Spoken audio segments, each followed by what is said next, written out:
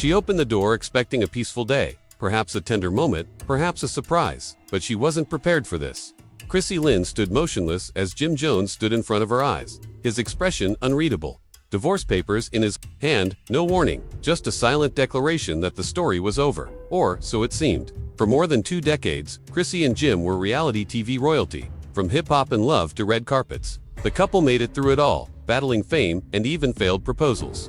However, off-camera, a completely different story was being written. A twisted script of lies, betrayal, and deceit that would force even Mona Scott to change the tagline of her show. Jim had long acknowledged that the child that Chrissy had once claimed as his had died in a terrible miscarriage. He grieved and blamed himself, but something didn't feel right, so he did something unexpected and ordered a private DNA test in secret through a contact that wasn't connected to VH1 or Chrissy. The results revealed not one but 2 distinct truths. Everything fell apart when Chrissy stated that the child she claimed had died alive was his and not biologically linked. On the day of the court hearing, which was initially about an old VH production dispute, Jim's world was shattered by years of emotional sacrifice, family conflict, and even public humiliation for something that wasn't real. But instead of snapping, he remained composed and collected receipts, time, and footage to build a case not for television, but for court. He wasn't just going to walk away though, he was going to expose every lie she had ever told. Jim entered the room alone, without any crew or tension, just that envelope, and without realizing that her world was about to fall apart. She looked up to see him. There was no smile or nod, just that paper in her cracked courtroom, and as Mama Jones got to her feet, screaming, "I knew it, I told y'all she was lying." A monitor was knocked over. Security was called, but Chrissy, she sat with her lips frozen tight, staring down her own demise. Jim remained silent when the judge opened the documents, but Chrissy didn't deny it. She looked at the judge and said, in 6 words that sent the internet into a frenzy, "I did what I had to do." Within hours, voicemails leaked. In one of them, Chrissy tells her publicist, if the second test comes back negative, stall him, saying the lab lost it. "I just need to get through the reunion." She wasn't just hiding the truth, she was timing it for ratings of behind-the-scenes footage, in addition to allegedly paying a clinic in New Jersey $7,000 to fabricate test results.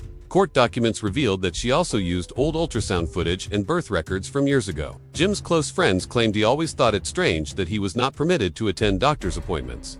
But Chrissy had lines for that as well. "I need something just for me. You stress me out." Meanwhile, while Jim was keeping a family together, Chrissy was out making secret moves and texting someone else.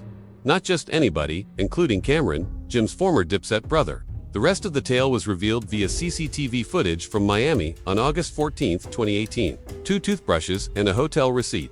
After knocking on room 804 twice, Cameron opened the door, and without saying anything, Chrissy stepped out in a hoodie, took off her tank top, and then the assistant witness, C, who had worked with her for 3 years, told the court that she had staged pregnancy photos, erased texts, and even created plots for production pitches. She claimed that once, Chrissy had told her, "I just need sympathy shots before the reunion. Get baby clothes, I'll fake the bump." The judge gaped in shock. Jim sat still. Since the following clip contained an off-camp voice memo from I Love and hip-hop staffer, Chrissy's lawyer had nothing. She states that men don't need the full truth, they need a story. At this point, Jim was devastated rather than angry and told the court, "I just want peace. I don't want revenge, I want my..." Years back, the more mystery, the longer they stay. However, the court wasn't finished. More footage was submitted by Cameron's crew, in a hotel lobby. Chrissy and Cam are speaking, and it's obvious that he thinks I should wait until the next season is locked in. What transpired next could only be described as a tempest. Chrissy, joint accounts were not accessible. Her endorsements for her brand were canceled. The pregnancy crisis was allegedly staged 3 months before filming, according to VH1 insiders leaked emails. Even Mona Scott faced criticism from producers who were accused of assisting Chrissy in bending reality. And just when everyone believed the worst was over, Jim's legal team revealed yet another shocking revelation. A compilation of voice recordings, assembled from backup accounts in courts during a 3-year period. Chrissy claims that Jim would never marry me unless he believed that I was expecting his child. So I gave him the information he needed to believe in one of the subpoenaed files. Mona adds, "If I could carry the pregnancy arc through Popeye's 55, we'd get the spin-off. So that's what I did." Fans outside were furious.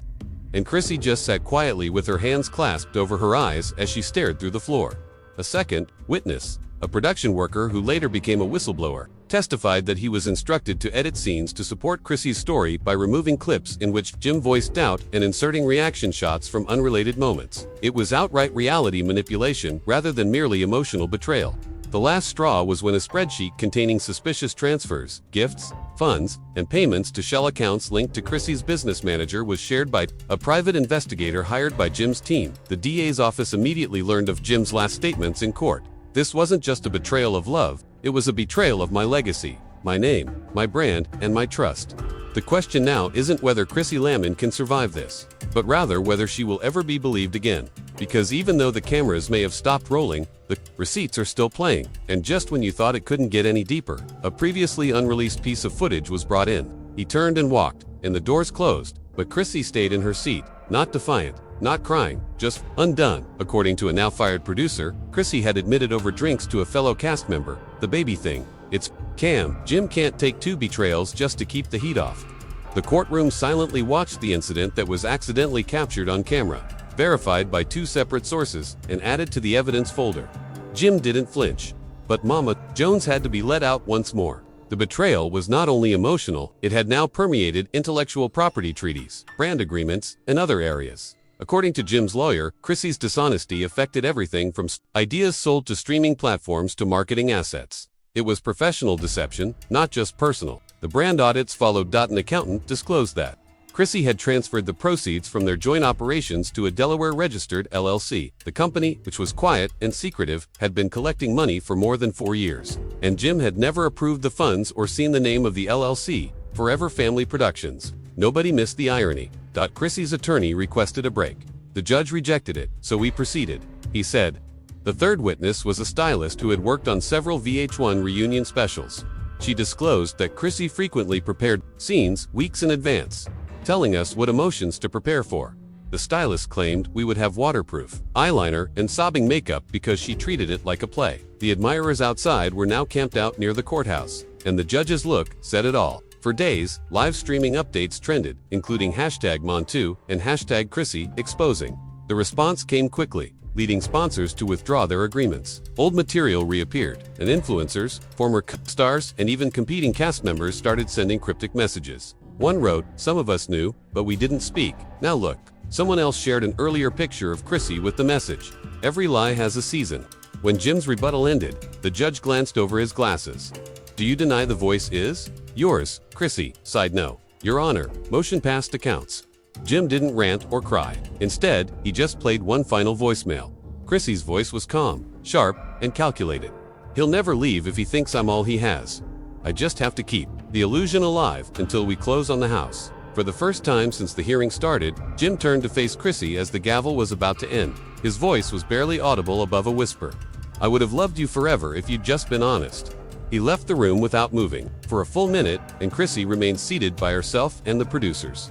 The cameras may have stopped rolling, but the truth is that we're only getting started. What do you think? Was this a love story gone wrong or a masterfully planned deception from day one?